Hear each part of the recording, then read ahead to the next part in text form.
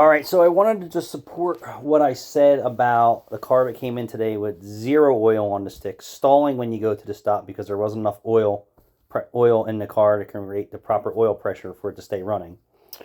And this is where I said the customer knows more than me. Supposedly, 2 years ago, the dealer did a tune-up and differential services on this near 160,000 mile Toyota. It's kind of odd when I get a car in like that doesn't spell this is a maintenance vehicle, like the air filter, no oil on the dipstick, 11,000 miles overdue, front brakes are low, front struts are worn out, multiple things that just say this car lacks maintenance or lacks the wrong maintenance provider or a combination of both. So I didn't even make a road test because I certainly did feel that the car had no oil in it and it was going to throw a rod if I did go for a road test. So I started it up, moved it over to the bay, and hit the brake, and it instantly stalled out with no engine lights on and no warning lights on. So I was like, all right, the oil sticker tells me something. My experience tells me something. So then I did a video on documenting all the conditions. I pulled the stick out, and there's nothing on the stick. And for your car to stall out from lack of oil means there's almost nothing left. What does that do to everything in the motor? Well, those deposits and sludge and fine materials of ferrous and non-ferrous metals wind up in the filter, wind up in the VVT screens, wind up stuck in the sludge.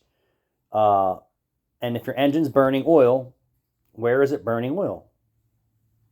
In the combustion chambers where the spark plugs go. You know, there's things that go into the engine that fire the air and fuel, and it's firing the oil in those cylinders also. So oil-fouled spark plugs, right? We know the oil is not leaking out of the engine. It's going out the tailpipe, which is burning in the combustion chamber. So for me, the service provider, that their complaint is stalling, I need to know what the spark plugs look like. And if we're pulling spark plugs out, you're getting new spark plugs. Well, the customer's like, oh, I had them done 2 years ago. 2 years ago with the same oil consumption that you're having right now?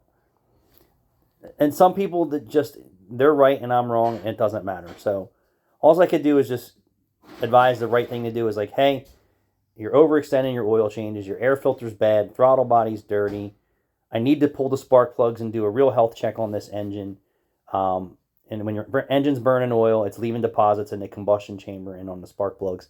How bad are they? I don't know, because they wouldn't give me an opportunity to get in there and do a tune-up. So that's why I said that we should be pulling the spark plugs out. And if they're 2 years old with oil consumption and poor maintenance, they probably have contaminants on it. But I can't answer those questions without you giving me an opportunity to take a look. So if they come back and say they're having a rough idle or they're having more issues, all I can say is, I told you so. You didn't want me to go any further. You know better than me. The father was okay with getting the car up to maintenance. The daughter was in the other direction with saying, no, no, no, no, no. Everything is fine, and when everything is not. So why I said what I said is if your engine's burning oil, it's hard on the PCV valve. It's hard on your combustion chambers. It's hard on the intake valves. It's hard on the exhaust valves. It's hard on the catalytic converter. It's hard on the oxygen sensor. It's hard on the throttle body. And for all these reasons is why I advise what I advise. And if you don't want to listen to me, okay, well, just turn the page. That's that. Thanks for watching.